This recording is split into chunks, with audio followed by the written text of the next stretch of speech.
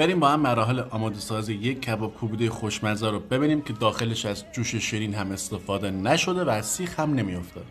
برای این کباب کوبیده ما از ترکیب گوشت گوساله و گوسفند استفاده کردیم، 50% راسته گوساله و 50% قربگاه گوسفندی و به ازای هر کیلوگرم گوشت شما 12 الی 10 گرم نمک نیاز دارید و به طور کلی به 5 گرم فلفل قرمز و 5 گرم فلفل سیاه مواد به گوشت اضافه کنید. اونو به خوبی بکوبید و ماساژ بدید که تمامی مواد به خوبی با هم ترکیب بشن.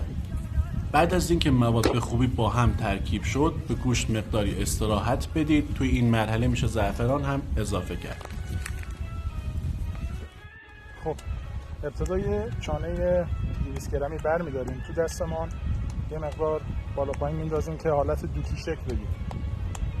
بعد سیخ به این حالت از وسط گوشت به این حالت رد میکنیم، سر ته گوشت میبندیم.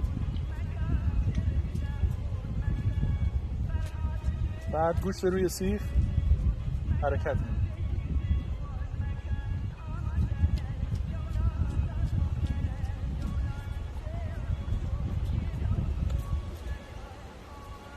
و در مرحله آخر گل میندازیم.